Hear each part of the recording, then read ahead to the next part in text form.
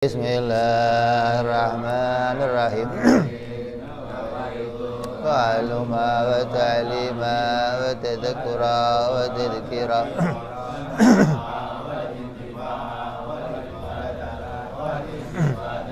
walitha'ala tamasuki bi kitabillahi sunnati rasulillah sallallahu alaihi wasallam ilal huda wa dilalata alal khairi ibtigha mardatihi wa qurbihi wa thawabihi wa husnil khatimah ma'alul bi wal anbiya wa salahil akibah. Bismillahirrahmanirrahim. Alhamdulillah rabbil alamin. Salatu wassalamu ala asyrafil anbiya'i wal mursalin Sayyidina wa habibina wa syafi'ina wa maulana Muhammadin wa ala alihi wa sahbihi ajma'in. Amma ba'du. Qala musanniful kitab rahimahullah nafa'ana bi'ulumihi fid darain wa maftah qulubana futuhal arifin wa bihidmatika wansur alaina birahmatika ya arhamar rahimin. Ila ankal yang ke-6 ya? Hah? 7. Hah? 7. Yang ke-7.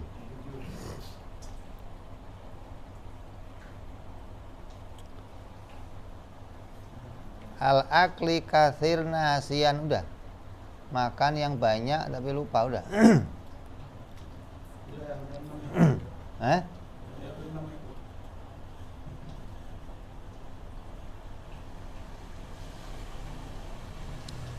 Makan pisang goreng, sholat makan pisang goreng, batal nggak? Kalau lupa nggak?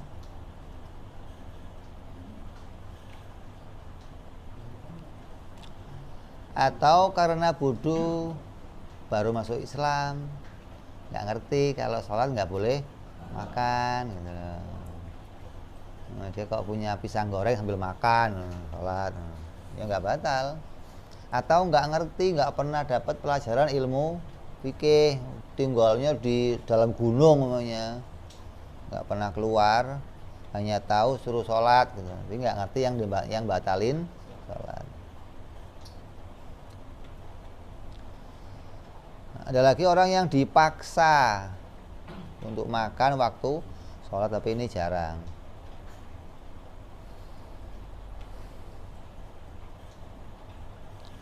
Terus wasabi'uha bisalasi harokatin mutawaliyatin, melakukan gerakan 3 kali yang berturut-turut.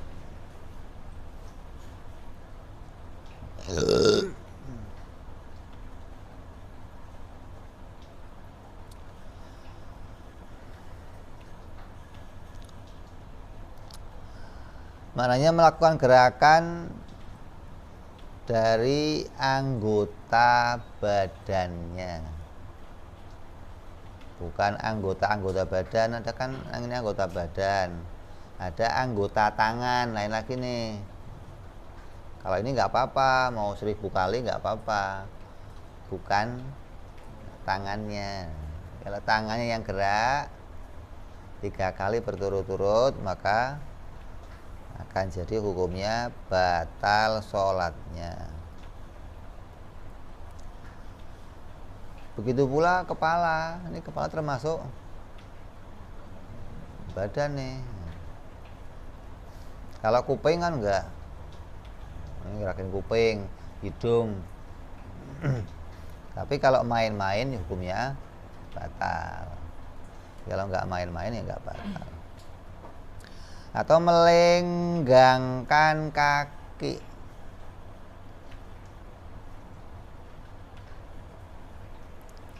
dan kembalinya atau bolak-balik kakinya, pegel namanya.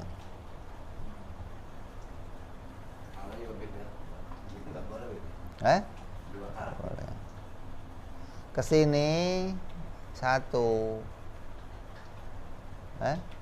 sini 1, 2, 3, ini bisa lebih nanti. Beda gerakan tangan. Kalau tangan ke sono ke sini 1. Nah, beda nih. Kalau kaki enggak, ke sono 1, ke sini 1. Kenapa kaki jarang digerak-gerakin masalahnya? Kalau tangan sering gerak, garuk apa gitu. Kalau kaki kan enggak. Jadi gerakan kaki beda sama gerakan tangan. Kalau kaki bergerak dihitung sekali tuh, balik 2. Nah, kalau tangan enggak, bergerak sekali. Nah.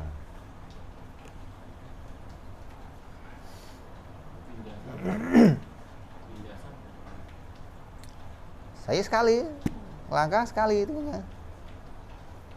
Jalan lagi sekali. Kalau sekalinya celuk batal. Kalau mau pindah sap sekali berhenti. Sekali lagi berhenti. Boleh, mau panjang boleh. Yang penting berhenti. Berhenti lagi gitu loh. Berhenti lagi. Atau 2 langkah berhenti. 2 langkah berhenti, nggak sampai 3 gitu.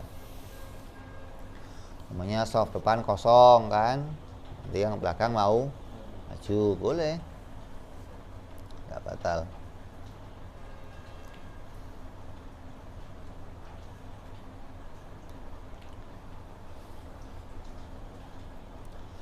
Beda dengan menggerakkan tangan yang bersambung terus-terusan, maka batal.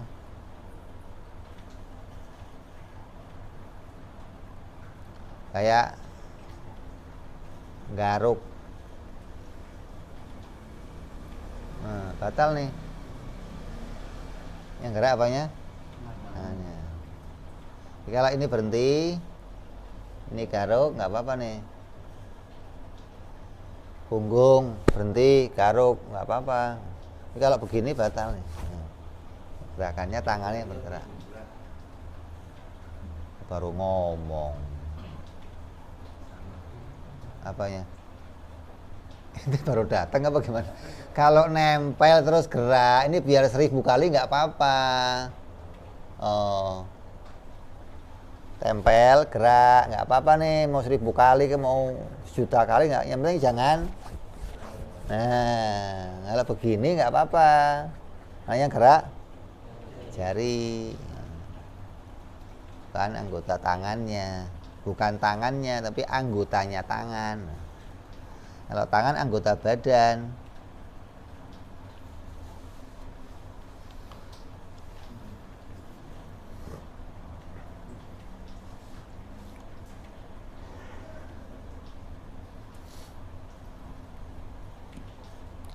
Adapun mengangkat kaki, maka sungguhnya hal itu dihitung 1 gerakan. Angkat kaki itu sudah 1 gerakan. Meletakkannya lagi 1 gerakan. Kaki itu beda tuh.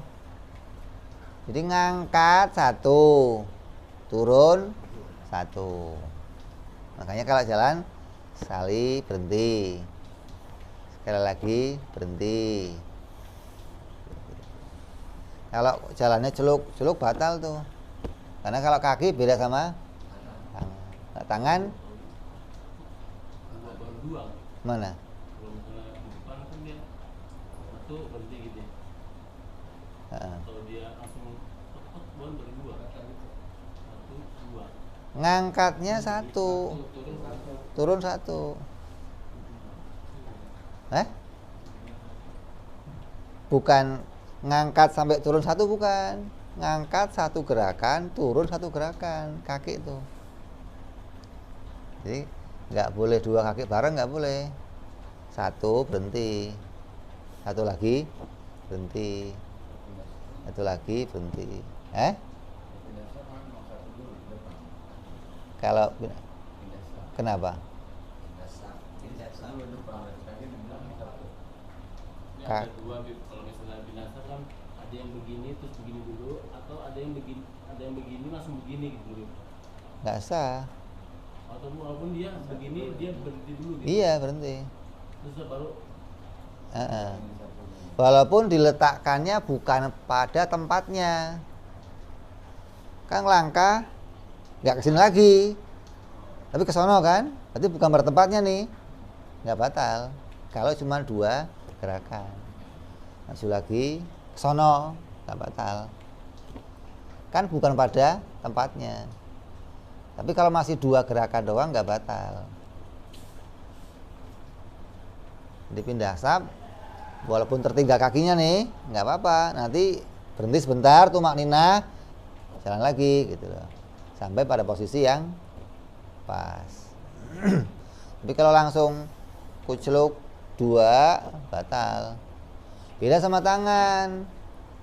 Kalau tangan kamu kesini balik 1, bukan kesini 1, kesini 2, kesini 1. Ini kalau gerakan tangan garuk terus batal. Kalau cuma sekali nggak batal. Kalau garuknya berkali-kali nih, ini kan gerakannya berkali-kali, jadi batal. Jadi beda antara hitungan gerakan tangan sama gerakan kaki.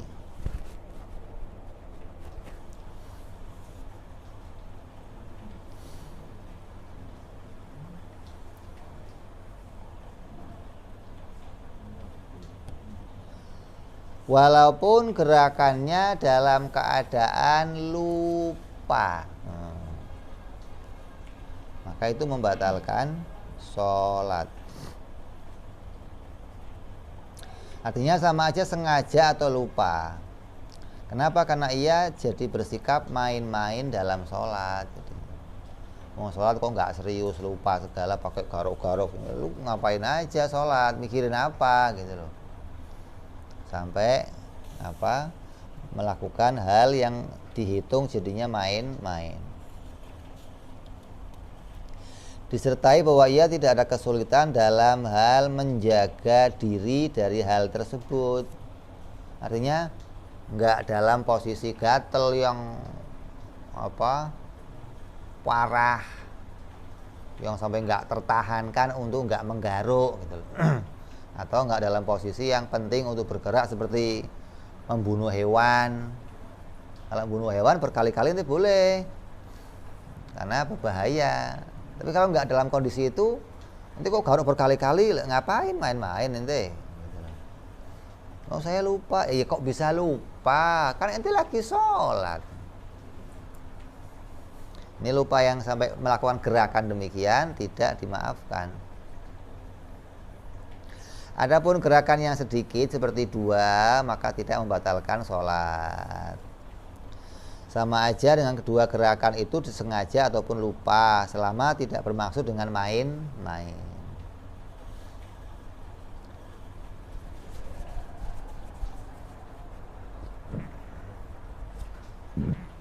Main-main kayak apa contohnya?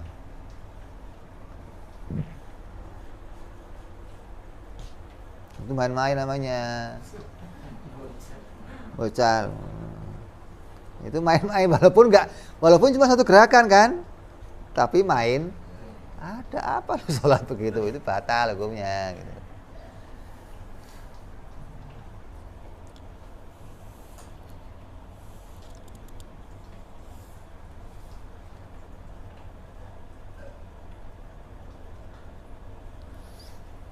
Atau seperti orang yang sujud,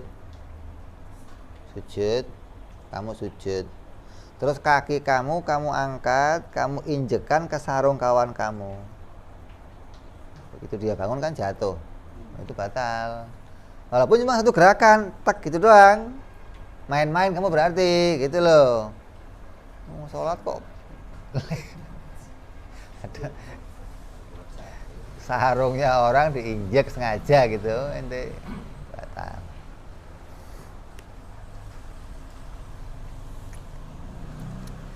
Maka dalam hal yang banyak seperti 3 gerakan, apabila karena sangat butuhnya, maka tidak membatalkan sholat. Kayak gatel yang luar biasa, yang nggak bisa ditahan untuk tidak digaruk. Atau gerakan ringan, nanti gerakan parah yang terpaksa nggak apa-apa. Terpaksa nggak bisa dihindari. Atau gerakan ringan yang tidak main-main, nggak membatalkan walaupun berulang-ulang kayak apa. Menggerakkan jari-jarinya pada tasbih, nggak apa-apa. Tasbih, subhanallah. Kayak ini masalah tasbih kan, 11 kan, ini hitungan takut lupa kan, tasbih nggak batal. Karena nggak main-main, mau menghitung memang. Atau nanti pakai apa? Seklik. Atau nanti mau matiin HP, nah, berisik, nggak batal. Yang ringan, atau matiin. Bukan main. Kalau baca SMS main-main, siapa ini? Marit itu.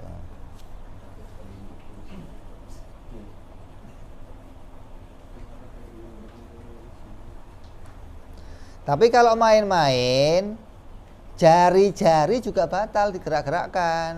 Kalau main atau pelupuk mata main-main, atau bibir,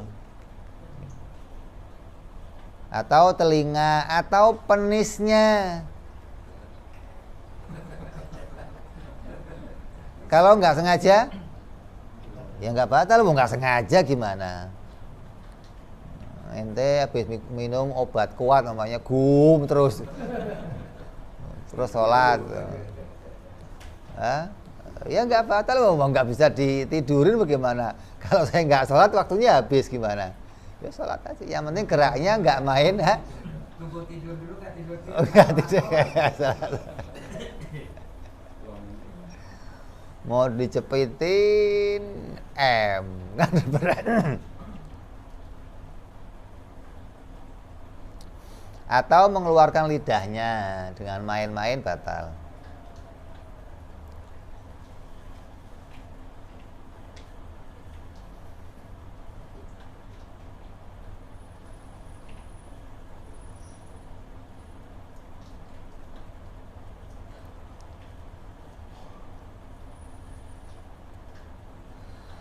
Atau orang itu berniat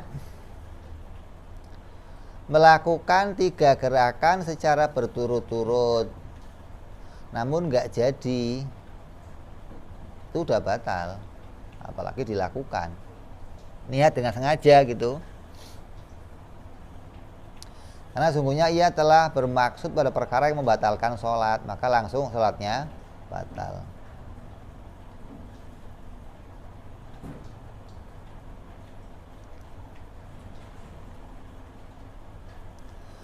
Sebagaimana jikalau ia telah melangsungkan diri dalam 3 perbuatan yang berturut-turut tanpa niat sama. Niat melakukan 3 gerakan berturut-turut tapi nggak dilakuin, atau nggak niat tapi sama. Niat membatalkan, niat ngelakuin yang membatalkan sholat, maka hukumnya batal. Seandainya seorang mengangkut orang yang sedang sholat, dipindahin gitu. Ini jalan. Yang batal yang mana? Yang ngangkat. Tujuannya apa? Main-main. Kalau yang diangkat nggak batal. Tapi rukun yang dikerjakan nggak sah, diulang di situ. Baca Fatihah nih diangkat, ya ulang lagi Fatihahnya. Di rukun yang sedang dia kerjakan nggak sah. Jadi diulang di tempat yang baru. Nggak usah balik lagi, biar itu aja loh. Diangkat nggak apa-apa.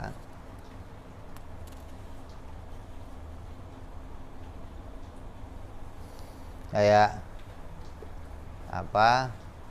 Imam yang nggak fasih ngeyel, suruh jadi makmum nggak mau, udah banget tuanya, namanya, gua pengalaman, biarin sholat, selesai lo angkat. Nah, pindahin, nah gitu. Ya lu maju jadi.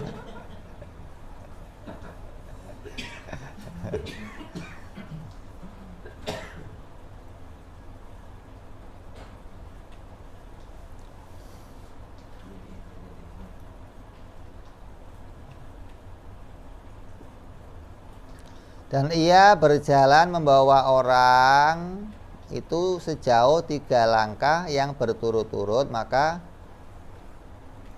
orang tidak batal sholatnya orang yang diangkut, karena dia nggak ngelakuin 3 gerakan, kecuali yang ngangkut jadinya batal.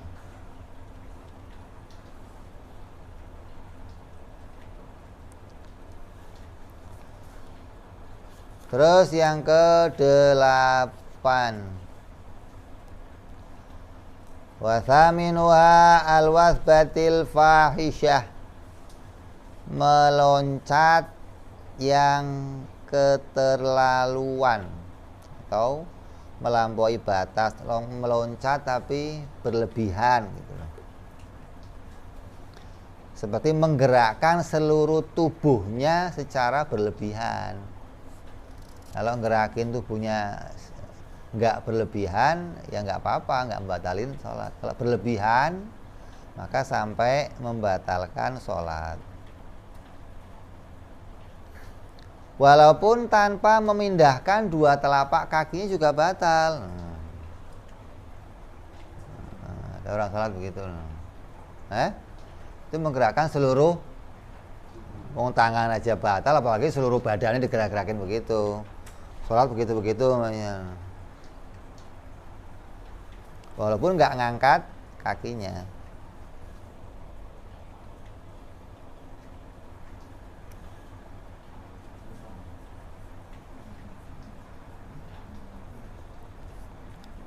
Kalau jingkek apa itu? Jinjit. Ada ulama sholat jinjit-jinjit begitu. Saya sholat, kenapa tidak sholat kok jinjit-jinjit begitu-begitu? Saya lagi ngelihat macam-macam ini sholatnya orang-orang khawas yang ketika sholat ditunjukkan macam-macam oleh Allah.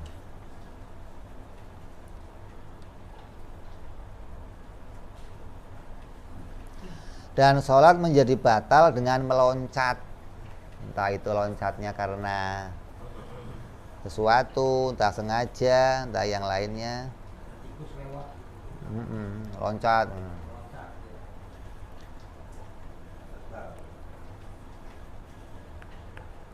Sama dengan melakukan gerakan yang banyak kalau begitu.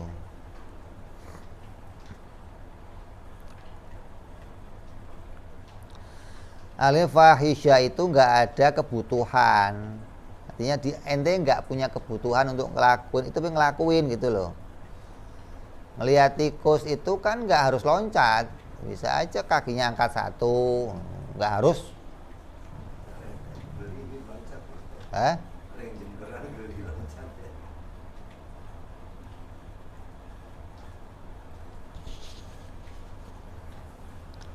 Maka hanya saja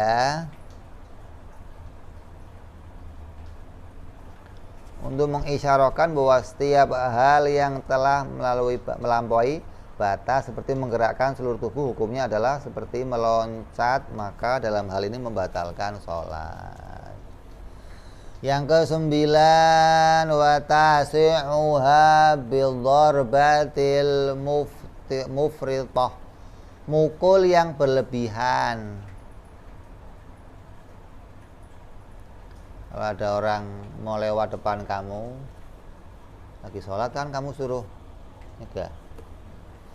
Kok lewat lagi, nyegah. Kok lewat lagi, pukul. Mukul jangan beneran lo begitu, batal lo sholatnya. Ya pukul. Kok mati gimana? Asal ini mukulnya nggak dendam, ini nggak kena hukum. Kenapa? Karena dia yang salah gitu loh. Sudah ada peringatan, orang kalau sholat nggak boleh lewat di depannya, harus dicegah. Kok balik lagi, pukul. Tapi mukulnya ya mukul yang untuk mengingatkan, bukan untuk menyakiti.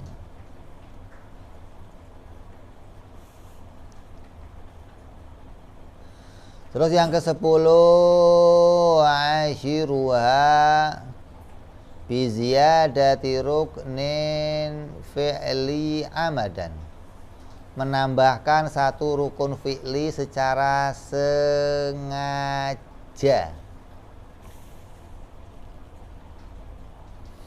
Meskipun ia tidak tumak nina karena ia dinilai bersikap atau bermain-main.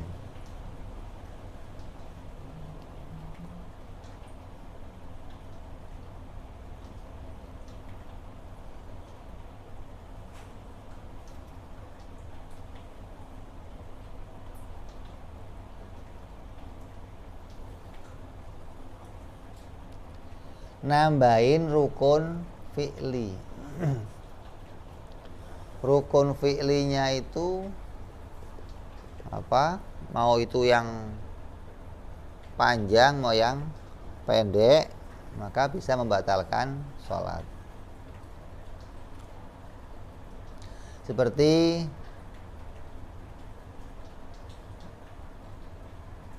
seorang duduk setelah berdiri,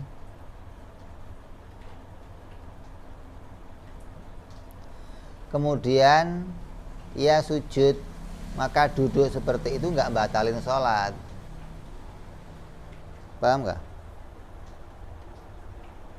Berdiri kan sujud dulu baru duduk. Ini duduk dulu baru sujud. Seakan-akan nambahi satu rukun.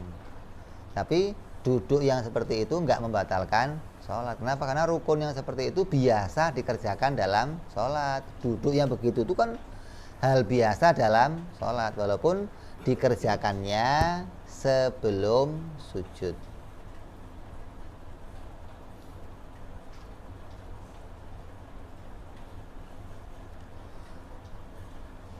Saja ngap atau penambahannya seperti itu nggak sampai membatalkan sholat. Begitu pula seperti orang yang duduk setelah sujud tilawah untuk beristirahat sebelum ia berdiri. Sujud tilawah itu habis baca surat langsung sujud, terus langsung berdiri. Kalau dia kok duduk dulu, ya nggak termasuk menambahkan rukun.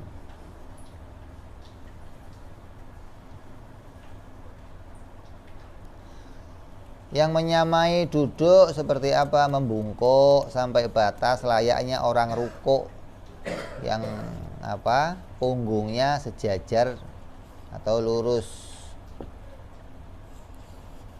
Atau untuk melakukan duduk tawarruk atau duduk iftirash.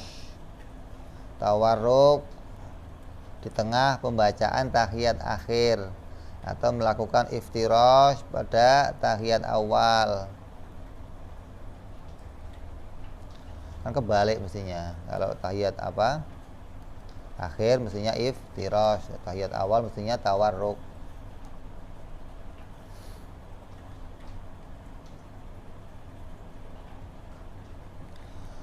Syekh Salih mengatakan fi'liyain,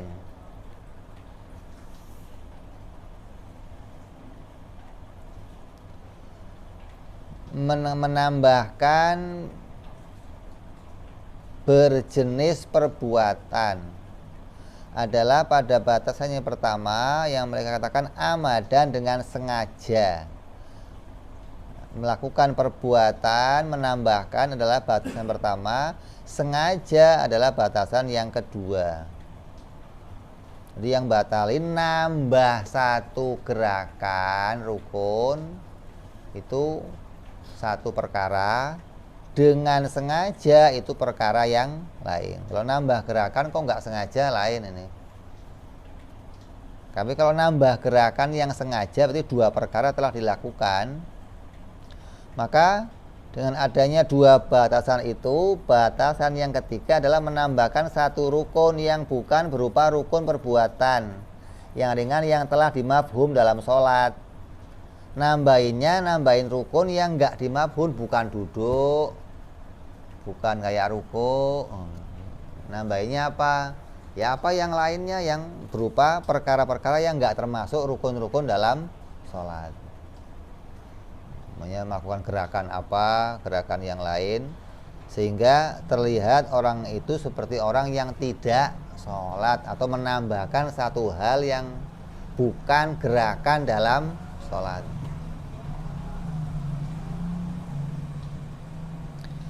Terus yang keempatnya, dirinya mengerti tentang keharamannya hal itu. Beda sama orang yang bodoh, baru masuk Islam, nggak batal.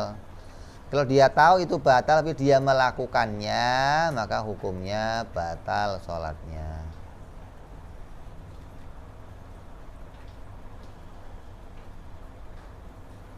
Terus yang kelima dan yang keenam adalah keberadaan penambahan pada selain pengikut atau selain yang bukan makmum, dan pada selain udzur yang nggak ada udzur. Nambahin dia bukan makmum tapi juga nggak punya udzur. Kalau punya udzur masih nggak apa-apa.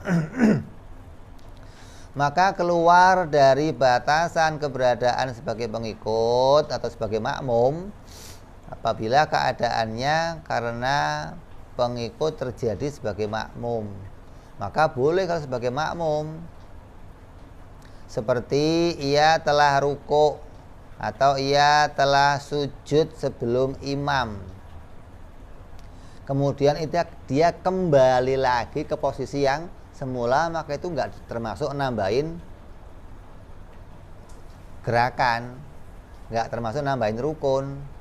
Imamnya masih berdiri, dia ruku, terus sadar, oh imam masih berdiri, balik lagi dia, maka ruku yang tadi nggak termasuk dihitung menambahi. Beda kalau kamu sendirian, kamu ruku, berdiri lagi, Fatihah lagi, batal. Nah, menambahkan satu gerakan. Atau kayak kamu duduk tahiyat awal, sujud tahiyat awal kamu lupa sampai berdiri tegak, turun lagi, batal. Nambahin satu rukun namanya. Tapi kalau kamu sebagai makmum maka hukumnya enggak batal. Kenapa? Karena sebagai makmum kamu harus ikut imam. Kok kamu mendahului, ya kembali ke posisi sebelumnya sebagai kamu menyatakan sebagai makmum. Kalau kamu bukan makmum, kok ngelakuin itu hukumnya batal. Diri, atau kamu sujud, bangun lagi, terus kamu kunut, batal. Tapi kalau sebagai makmum, nggak batal. Imamnya kunut, saya lupa sujud, dibangun lagi, ikut doa kunut. Tapi kalau kamu tidak sebagai makmum maka hukumnya batal.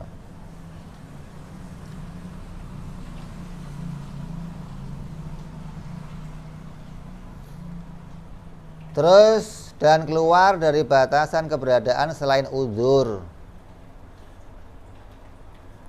Sesuatu kejadian jikalau ia telah bangkit dari sujudnya sampai batas pada posisi orang ruku karena terkejut oleh sesuatu. Kaget, ada petasan meledak kayak ban kontainer pecah kayak bangun ente. Maka itu termasuk keadaannya apa? Udzur.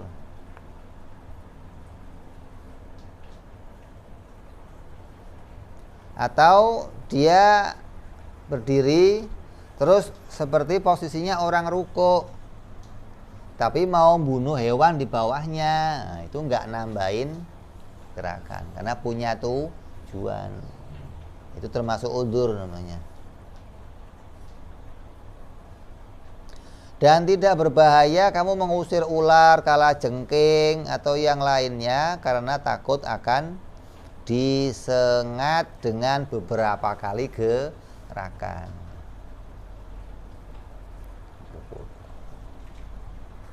Atau kakinya diinjak berkali-kali nggak batal. Kenapa? Karena itu sesuatu yang berbahaya.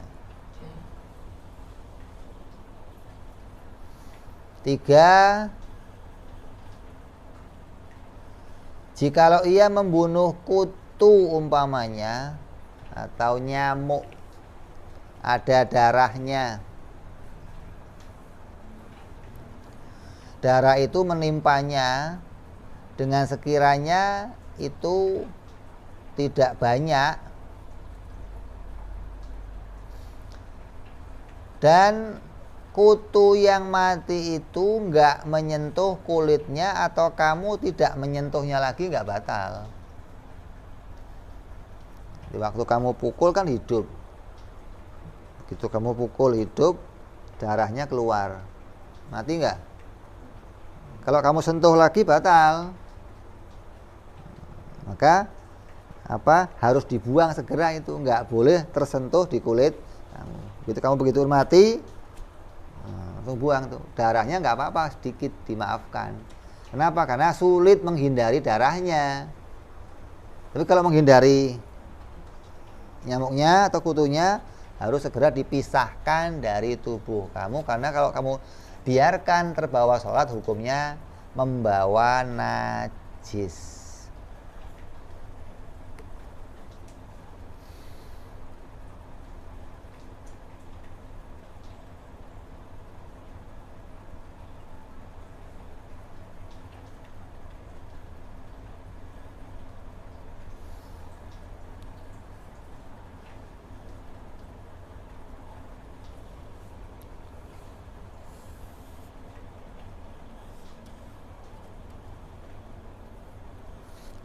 Terus yang ke-11,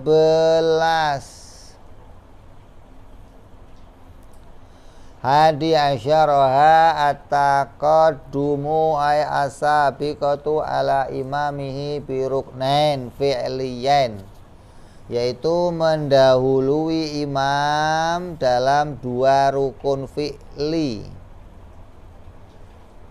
atau rukun gerakan. Bukan rukun qauli, tapi rukunnya apa? Fi'li. Sama saja 2 rukun itu berupa rukun yang panjang atau rukun yang pendek.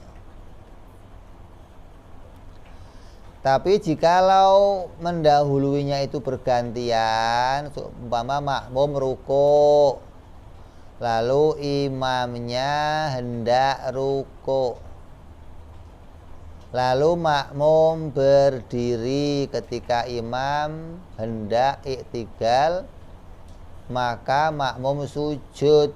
Maka dengan sebab semata ia bersujud, maka batal sholatnya. Mendahulunya sekali, enggak 2 kali, tapi terus-terusan batal. Imamnya Fatihah, belum rukuk, kamu rukuk kan sekali. Begitu imam rukuk, kamu berdiri sekali lagi kan ini. Imam berdiri, kamu sujud, batal. Enggak perlu imam berdiri, kamu rukuk, kamu i'tidal, langsung batal kalau itu mendahului 2 rukun gitu loh. 1 rukun gimana? Enggak batal. Tapi kalau terus-terusan batal gitu loh. Kalau cuma sekali itu enggak batal. Kalau kamu ulang lagi. Kalau 2 kali langsung ya batal. Ada 2 rukun fi'li, mau yang panjang mau yang pendek. Kayak i'tidal kan pendek. Imamnya masih Fatihah atau masih berdiri, baru selesai surat, kamu rukuk langsung i'tidal, batal.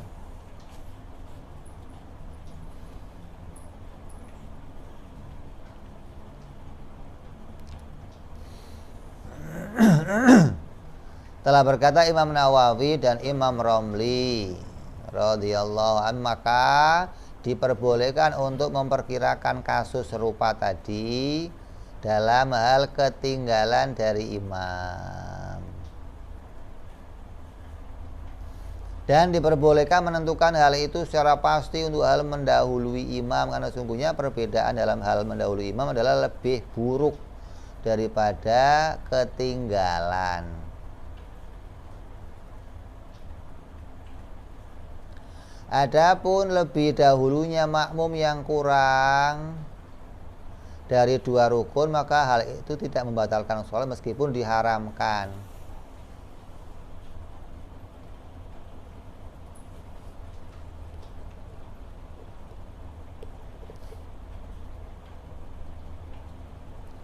Sekali haram, nggak batal. 2 kali batal.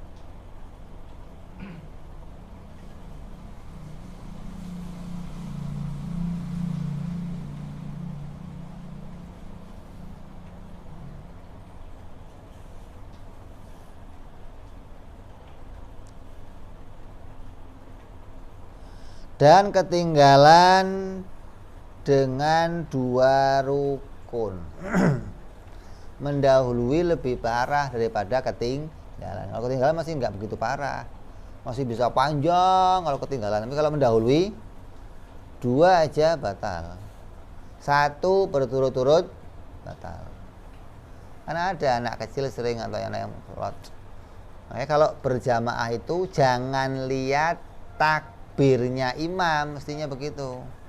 Orang gerakan makmum itu lihat gerakannya imam, bukan takbirnya imam.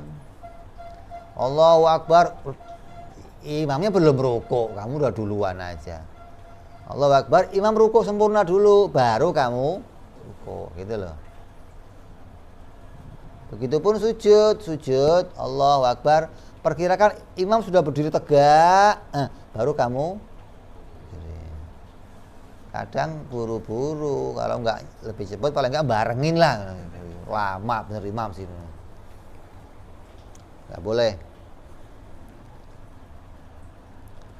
Adapun ketinggalan 2 rukun yang sempurna walaupun bukan rukun yang panjang, yaitu seumpama imam telah rukuk dan telah iktidal dan telah menurunkan tubuhnya untuk sujud, meskipun keadaan imam ke posisi yang lebih dekat, sedangkan makmum masih dalam posisi berdiri, maka batal tuh.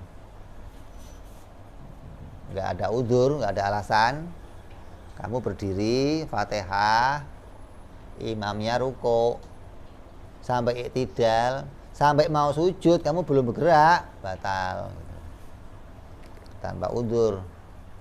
Dan imam telah melakukan sujud yang kedua, atau imam telah sujud yang kedua dan telah berdiri dan telah baca Fatihah, terus kamu baru mau rukuk, ya batal.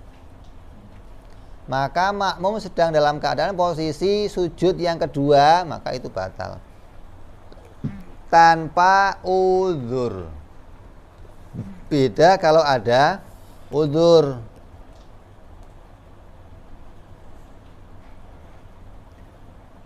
Kalau mendahului imam dengan 2 rukun dalam kondisi lupa atau enggak tahu, maka tidak batal. Akan tetapi tidak diperhitungkan untuk rokaat selama ia tidak kembali ke posisi semula. Maka ia harus mendatangkan sholat 1 rakaat lagi setelah dia sholat. Kayak apa? Imamnya jauh, kamu cuma dengar suaranya. Keder ini apa takbirnya? Kayak imam sujud mau duduk, atau imam takbir mau rokaat yang ketiga. Berarti setelah sujud takbir langsung berdiri. Kamu pahamnya rokaat kedua, kamu duduk baca tahiyat. Kan rokaat ketiga kan nggak pakai suara kan? Gitu, imam Allahu Akbar, imam ruku, kamu Fatihah. Begitu sami Allah, kok sami Allah ini? Nah, mau milih mana kamu? Mau milih nerusin atau ikut imam? Terus gimana? Ikut imam, maka kamu masih terhitung makmum, tapi nambahin 1 rakaat nanti.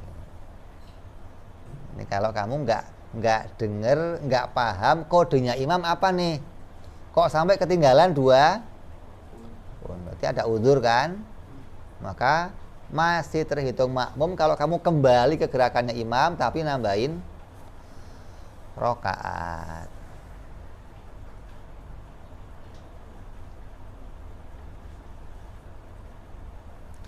Sedangkan uzurnya orang yang tertinggal ada 11. Yang pertama gambarannya apa?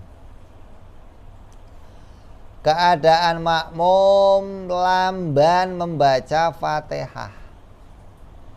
Bacanya Fatihah pelan. Bismillahirrahmanirrahim. Alhamdulillahirabbil alamin. Imamnya ekspres.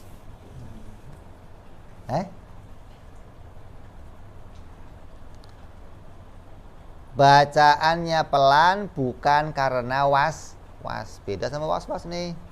Kalau was-was surat ya, lama kalau itu nggak habis-habis. Itu was-was namanya. Memang ada orang yang bacaannya pelan.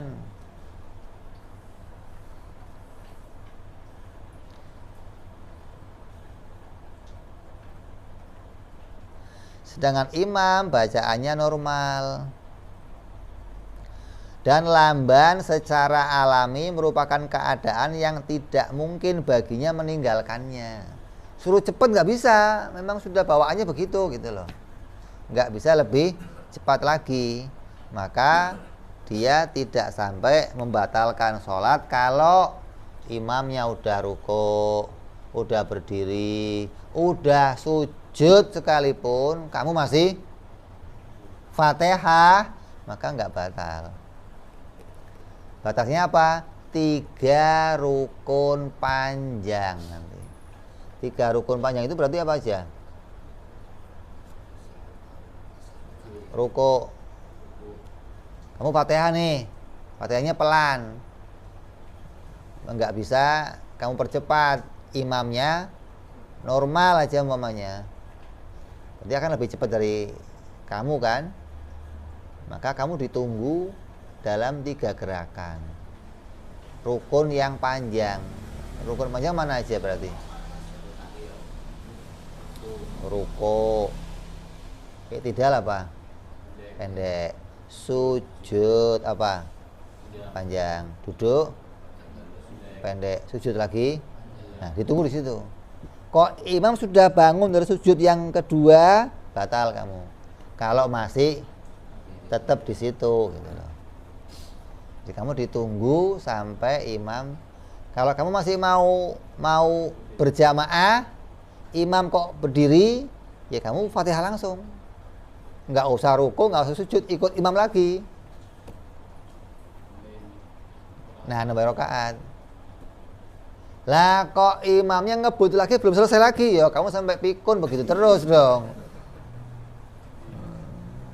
Imam sudah ruku, nggak usah berjamaah. Kalau mau dia jadi imam, kalau dia jadi imam pada ngikutin imam makmum kan? Gak mau dia. Macam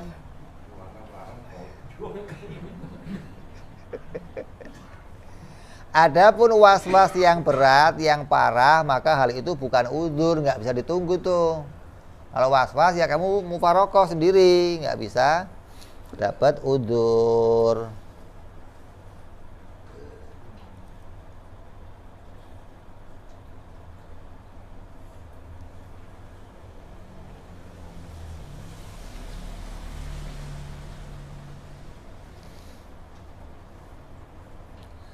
Lalu seandainya ia tertinggal dari imam karena was-was yang besar, yang berat, maka jika ia telah menyempurnakan Fatihah sebelum imam menurunkan tubuhnya untuk sujud, nah, berarti Fatihah lama, imam udah ruku, udah i'tidal, sudah mau sujud, dia baru selesai Fatihah, maka ia telah mendapati 1 rakaat tersebut.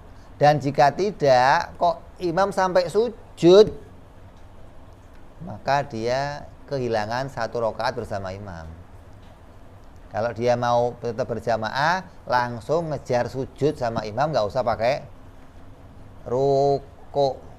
Terus nambahin 1 rakaat.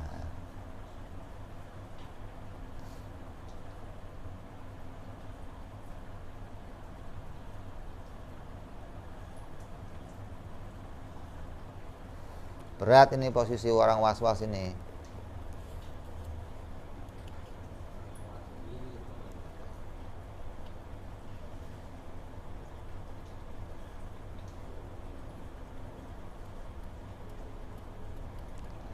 Yang kedua, syarat yang jadi udzur apa? Keadaan makmum mengetahui atau ragu-ragu sebelum rukuknya dan setelah rukuknya imam mengenai bahwa dirinya telah meninggalkan membaca surat Al-Fatihah. Begitu rukuk, itu imamnya merdu suaranya, nanti menikmati surat. Gitu imam rukuk, saya belum Fatihah. Ini gimana? Udzur. Baca Fatihah, kamu ditunggu sampai sujud, gitu loh. Jadi nggak usah, wow, langsung rukuk aja, ya nggak sah rakaat kamu. Harus nambahin rakaat lagi. Yang keempat,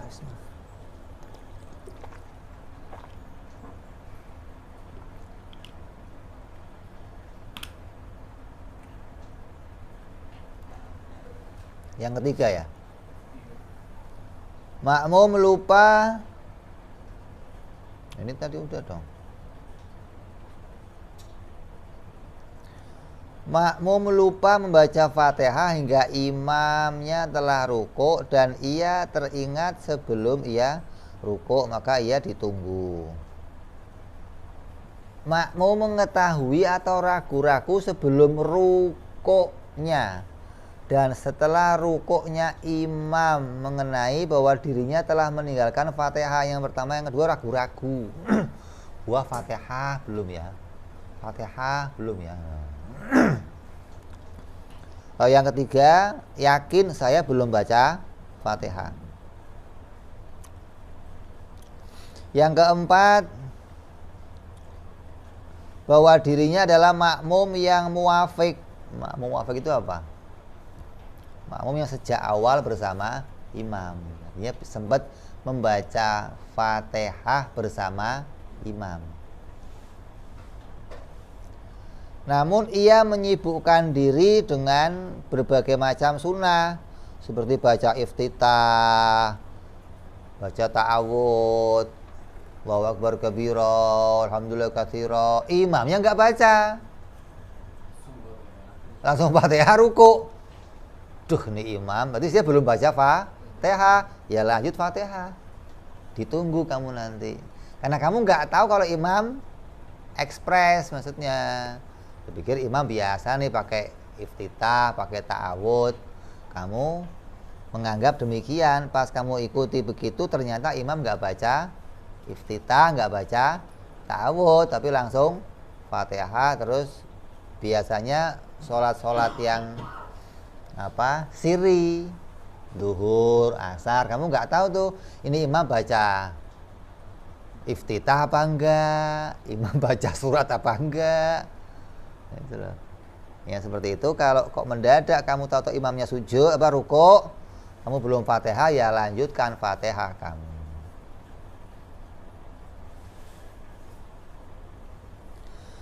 Begitupun termasuk udzur keempat ini adalah apabila ia diam tidak baca apa-apa, bengong. Imam rukuk, waduh, gimana sih ini? Rupanya bayangin pacarnya, bayangin tadi ujian gagal, bayangin apa, ngeblank gitu loh. Kalau kata Peptop, canda piro.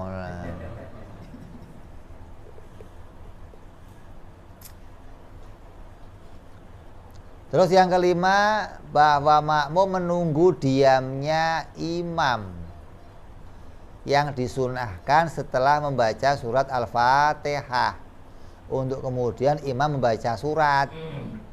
Kan sunnah kan? Namanya apa namanya? Saktat. Habis takbir menuju iftitah, diam sejenak. Iftitah menuju ta'awud, diam sejenak. Ta'awud ke Fatihah, diam sejenak. Fatihah ke surat juga diam sejenak.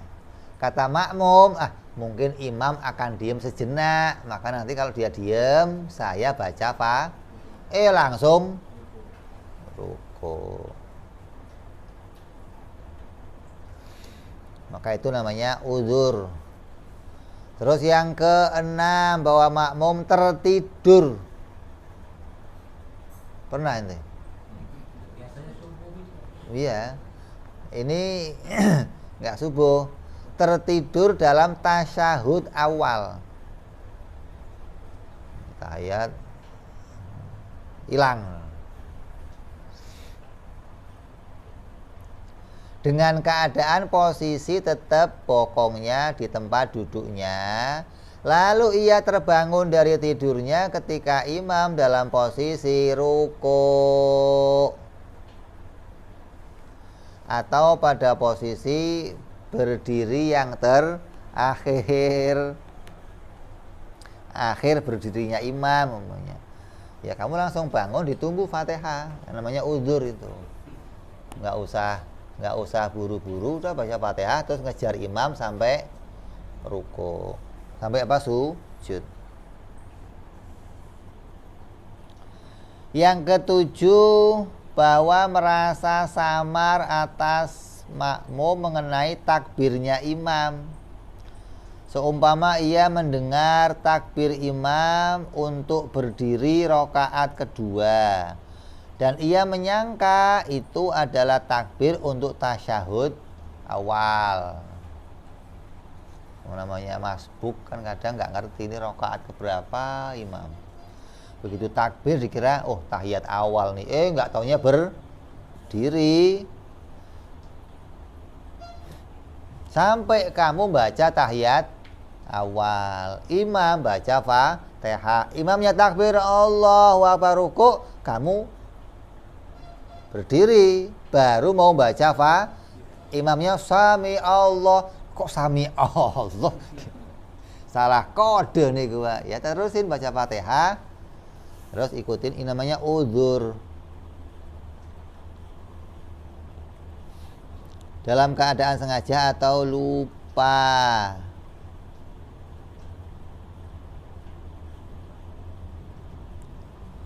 Sama saja imam telah menyempurnakan bacaan tasyahud itu, ataupun imam hanya melakukan pembacaan tasyahud hanya sebagiannya.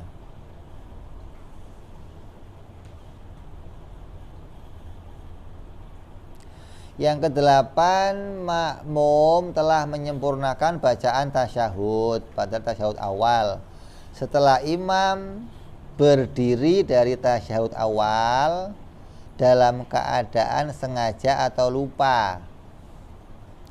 Sama saja imam telah sempurna baca atau belum membaca, maka termasuk uzur juga nih.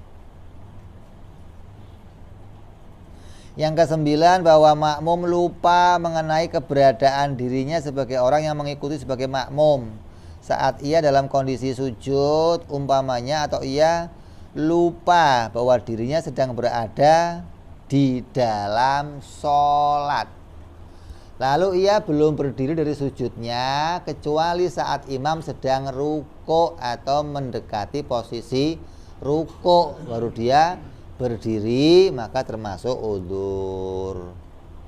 Yang ke-10, bahwa makmum ragu-ragu apakah ia sebagai makmum masbuk atau makmum muafik. Nggak tahu nih, ini saya nih imam ini udah berapa rakaat nih, apa rakaat pertama, apa rakaat kedua, nggak tahu nih. Makmum ragu-ragu. Adapun makmum muafik itu yang bagaimana? Makmum muafik itu ya makmum yang sempat membaca Fatihah bersama imam. Dan tidak ada perhitungan mengenai pembacaan Fatihah dirinya atau mengenai pembacaan Fatihahnya imam. Sama saja makmum menghadirkan takbiratul ihram imam atau tidak. Kan kalau ente masbuk, maka Fatihahnya bisa ikut imam. Kalau ente muafik, ya harus baca Fatihah.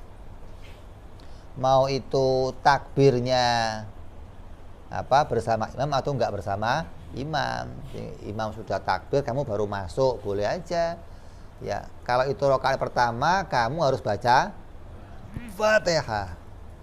Kecuali imam sudah mau ruku, baru kamu masuk, maka kamu nggak usah baca Fatihah. Kamu termasuk masbuk.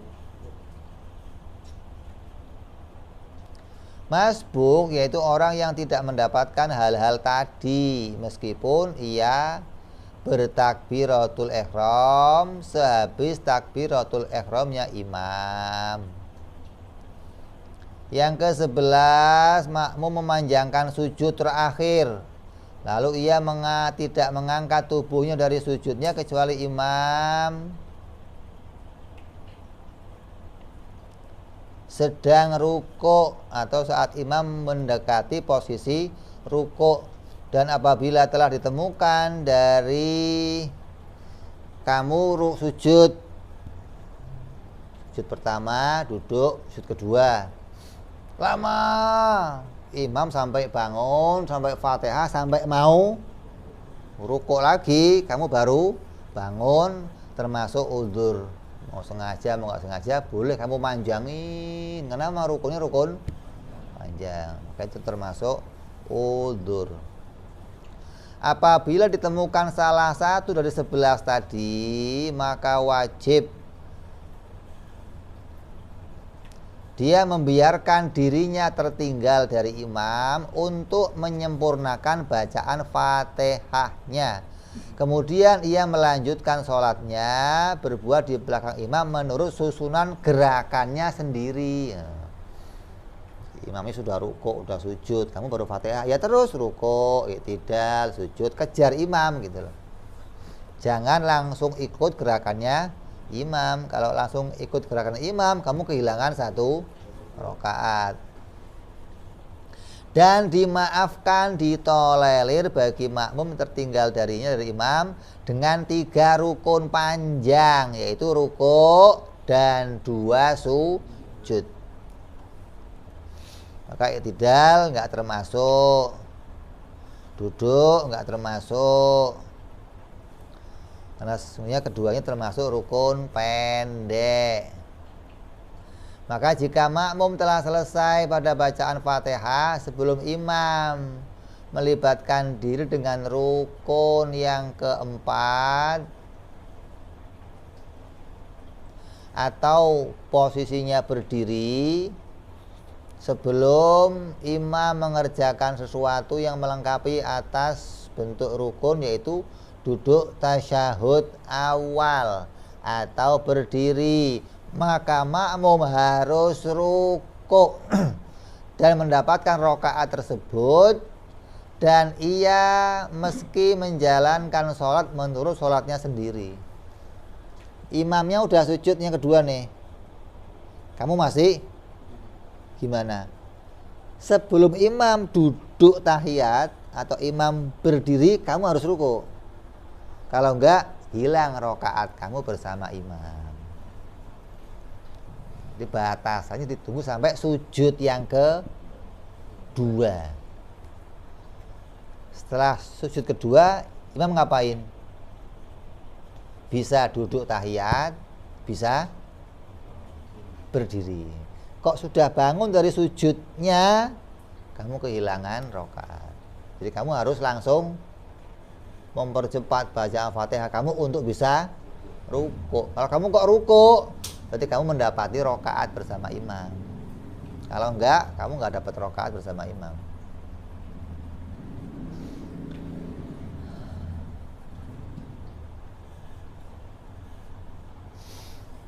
Ya, ini termasuk udzur yang dimaafkan, yang kamu nggak usah buru-buru, tetap baca Fatihah dan kamu ditunggu sampai sujud yang kedua.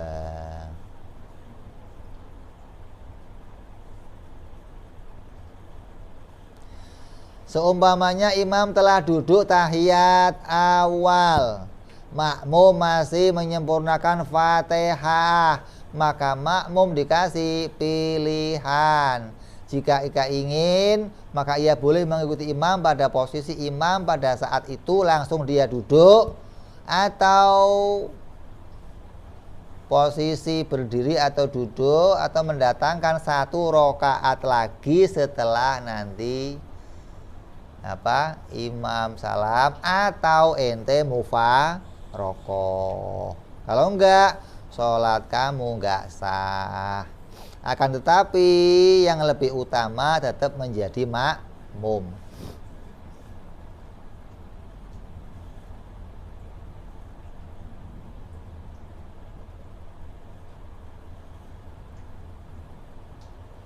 Jadi kalau kamu kok nggak niat mufarokoh, maka jadinya apa? Batal sholatnya.